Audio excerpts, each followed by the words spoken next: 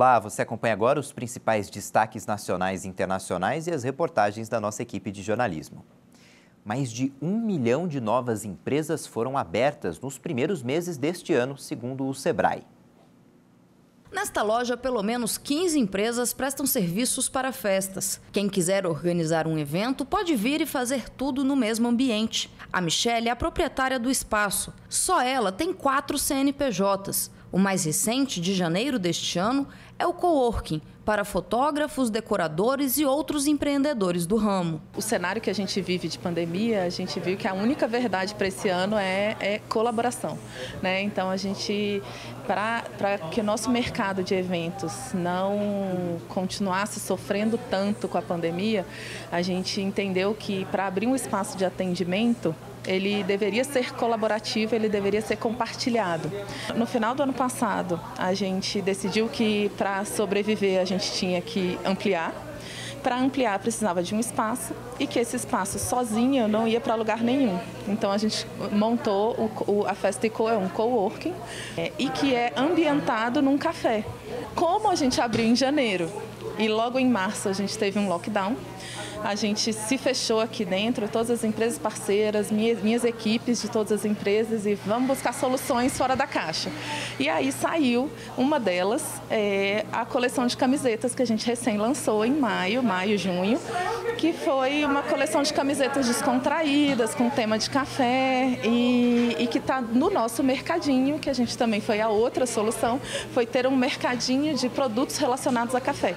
Mais de 1 milhão de novas empresas foram abertas nos primeiros meses deste ano. Segundo o Sebrae, Serviço Brasileiro de Apoio a Micro e Pequenas Empresas, o segmento que lidera é o de roupas, calçados e acessórios. Apenas neste setor, mais de 56 mil novas empresas foram criadas em 2021. Como a Rosiane, que em junho deste ano abriu uma loja de roupas de moda fit para mulheres pela internet. Essa modalidade eu escolhi por ser algo mais prático, né? Que eu acho que não é o momento de abrir algo físico e eu posso estar perto da minha família, fazer o meu horário, é algo que não precisa de tanto investimento e também é algo que traz um desafio, né? Porque as ferramentas estão toda hora mudando, então é desafiador, a gente tem que aprender também, se superar. Mas é algo que eu estou gostando, eu acho que esse mundo online para vendas só tem a crescer. Além do segmento de moda, se destacam promoção de vendas, segmento de beleza, alimentos para consumo em casa, construção e serviços administrativos. O que explica esse crescimento do número de MEIs é principalmente a questão do desemprego. Diante da situação de desemprego, muitas pessoas estão encontrando no pequeno negócio uma forma de ocupação e renda. E o MEI é a figura que é mais fácil criar um empreendimento dessa natureza. Segundo o Banco Nacional do Desenvolvimento Social, BNDES, mais de 154 bilhões de reais foram investidos no país em iniciativas de auxílio às empresas para reduzir o impacto da pandemia. Foram muitas mudanças comportamentais ao mesmo tempo, tanto no comportamento de consumo, né, nosso.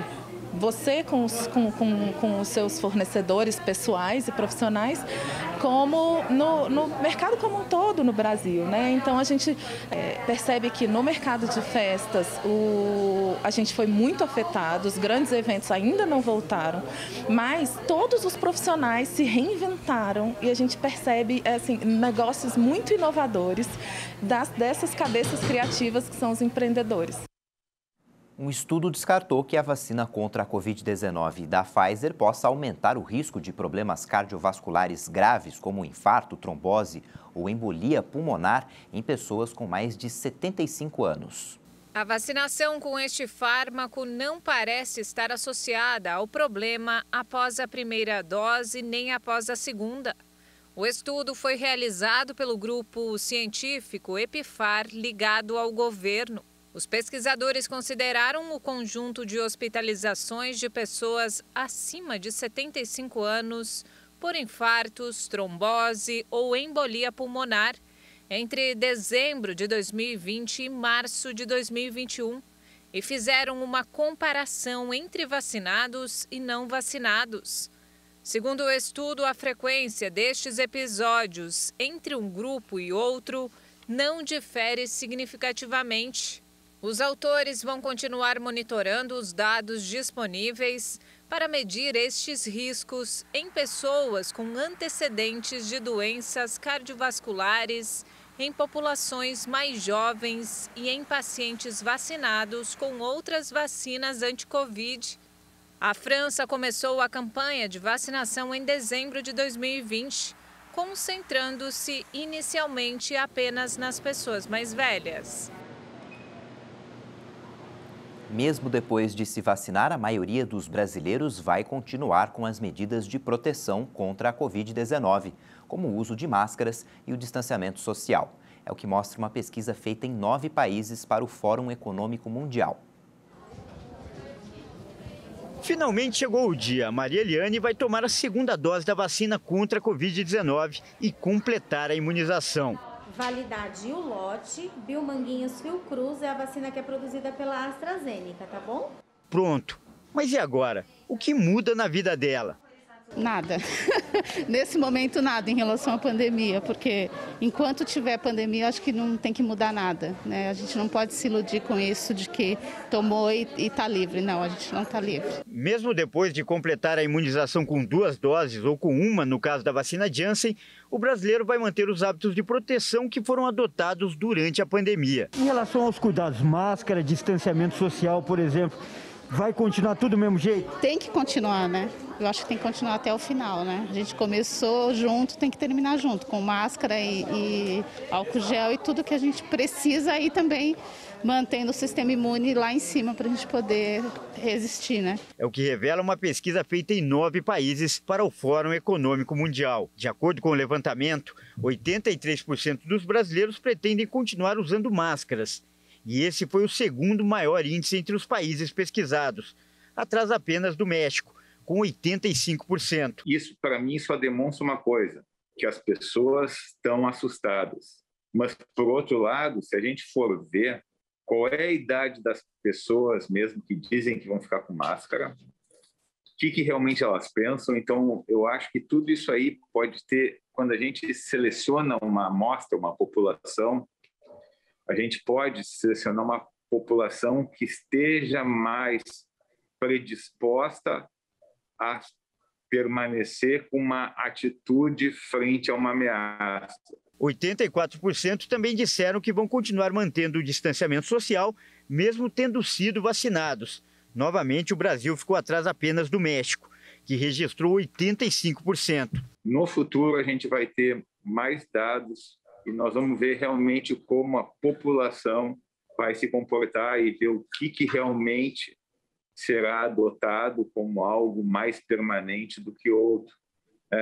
Eu, pelo menos, quando fico pensando em aeroportos, aglomeração, eu fico imaginando que eu não sei o que eu vou ser capaz de fazer, quais são as atitudes que vão permanecer comigo e quais aquelas que eu vou abrir mão. As entrevistas foram feitas online com mais de 12 mil pessoas e muita gente, é claro, quer voltar à vida normal. Por isso, a pesquisa perguntou o que cada entrevistado se sente seguro em fazer após tomar a vacina. Voltar a frequentar restaurantes é considerado o programa mais seguro para a maioria. Usar o transporte público foi o segundo item mais apontado pelos entrevistados. E na outra ponta da pesquisa, menos da metade das pessoas se sentem confortáveis para frequentar shows e eventos esportivos. E poucos se arriscarão a viajar para locais que não têm vacina disponível. Se a gente tiver certeza que as vacinas que a gente está aplicando e estamos recebendo,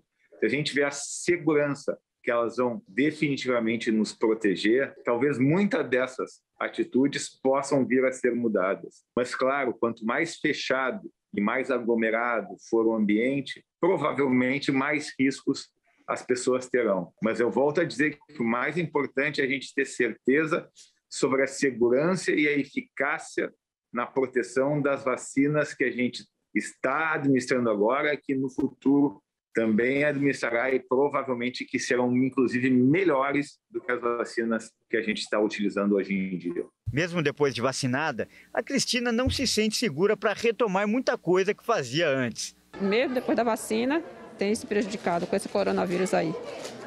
Então tem que se sentir segura nas mãos de Deus. Já o Diego planeja viajar e espera que o futuro seja uma volta ao passado, para a época antes da pandemia. Sim, a esperança é essa, começar a voltar ao que era antes, né? 2019, né? Voltar um pouco ao que era o ano 2019 ou começo de 2020, né? Sem o coronavírus. Depois de 2 anos praticamente sem viajar, desde 2019, poder viajar, poder sair um pouco mais, né? Encontrar a família também.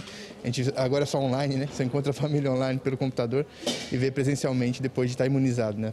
Após a segunda dose. Uma equipe de cães guarda-costas faz a escolta de estudantes na saída das escolas em Tóquio. Uma patrulha armada até os dentes. No Japão, a jovem Yurika Igarashi, de 12 anos, tem uma escolta especial para voltar da escola para casa. Batizada com o mesmo nome de um famoso desenho animado, a Poodle Sakura é integrante de uma ronda canina. A cadelinha faz parte de uma equipe local de 150 cães chamada Au-Au ou Wan-Wan em japonês. A iniciativa dos donos de animais do bairro de Karasuyama, em Tóquio, pretende criar e fortalecer laços entre os moradores, além de garantir a segurança. Às vezes fico com medo quando volto para casa sozinha, mas fico tranquila quando vou acompanhada da patrulha Au-Au. A ação começou graças aos voluntários, a maioria dos donos de cães e de pais de alunos ou ex-alunos. A Patrulha Au-Au é uma atividade iniciada exclusivamente por voluntários. Os tutores caminham sempre que podem com os cães. Dessa forma, podemos ajudar a vizinhança a ser menos sujeita ao crime. Apesar de todo esse cuidado, o Japão tem a reputação de ser um dos países mais seguros do mundo. Mas a falta de laços sociais nas grandes cidades, em especial para os idosos, é um problema colossal para este país de forte envelhecimento demográfico. Para mudar este comportamento desde cedo, nada melhor do que ter pelas ruas o melhor amigo do homem. Depois do intervalo, a gente mostra que o setor de turismo registrou crescimento no Brasil. Até já!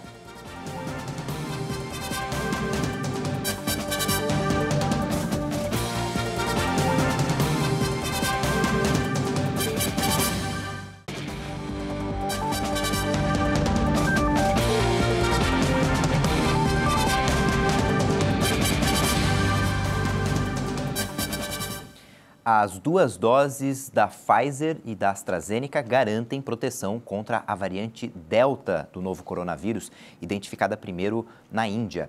E o Instituto Butantan começou a avaliar também a eficácia da Coronavac contra essa cepa. A análise de um estudo publicado pelo New England Journal of Medicine apontou a eficácia das vacinas anti-Covid da Pfizer-BioNTech ou da Oxford AstraZeneca contra a variante Delta do coronavírus, que é mais transmissível do que as demais.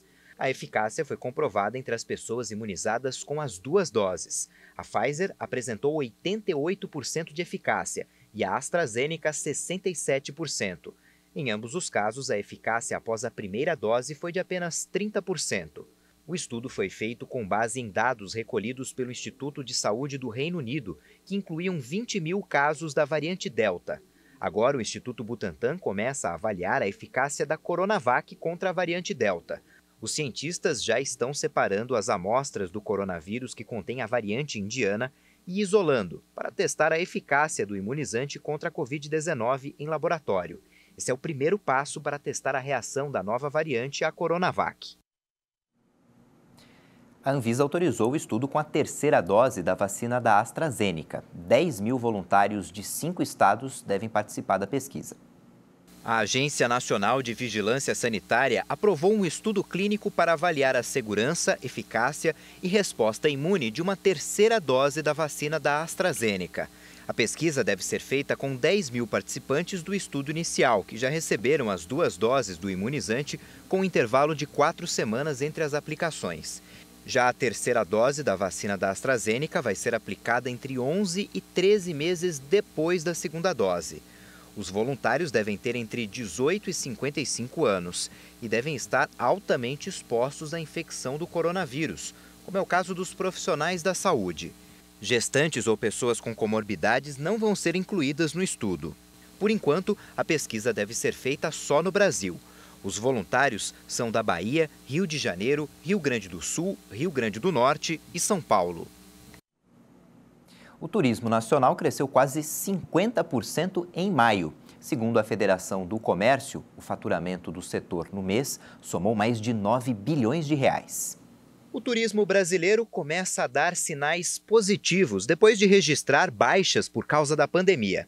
Segundo o levantamento da Federação do Comércio de Bens, Serviços e Turismo do Estado de São Paulo, o faturamento nacional do setor, em maio, foi de 9 bilhões e 600 milhões de reais, uma alta de 47,5% em comparação com o mesmo mês de 2020. Apesar da forte elevação, o setor acumula retração de quase 10% no ano até aqui, o que representa uma queda de faturamento de cerca de 5 bilhões de reais. O transporte aéreo segue como a área mais afetada, com perda de 50% do faturamento em relação a maio de 2019, antes da pandemia. A redução de demanda de passageiros foi de 43% no mesmo período. Já os setores de restaurantes e alojamentos faturaram 2 bilhões e 800 milhões de reais, valor 1/3 menor do que no mesmo mês em 2019. O número é próximo ao do conjunto de atividades culturais, recreativas e esportivas, que teve queda de 33,8%. Cientistas dos Estados Unidos desenvolveram um marca-passo que se dissolve no corpo, evitando a necessidade de cirurgia. Duas universidades norte-americanas desenvolveram o primeiro marca-passo biodegradável, sem fio, que se dissolve no corpo quando não é mais necessário. De acordo com uma pesquisa publicada na revista Natural Biotechnology, o aparelho é leve e flexível e pode ser usado por pacientes que precisam de estimulação temporária depois da cirurgia cardíaca. Os componentes desse dispositivo são absorvidos pelo corpo entre 5 e 7 semanas, quando não é mais necessário estimular artificialmente o coração do paciente. Assim, não é necessário retirá-lo com uma cirurgia, evitando o risco de possíveis infecções. Os pesquisadores informaram que todos os materiais usados na produção do marca-passo não causam reações alérgicas ou imunológicas quando em contato com os tecidos do corpo do paciente receptor. O dispositivo temporário também pode ser usado por pacientes que esperam por um marca-passo permanente. E, de acordo com um dos médicos do projeto, no futuro o marca-passo poderá ser aplicado por meio de um catéter e usado após um infarto do miocárdio ou ataque cardíaco. Um zoológico de Taiwan criou uma solução para os visitantes que não podem sair de casa por causa da pandemia. Na capital Taipei, basta que os moradores acessem a internet para assistir os shows.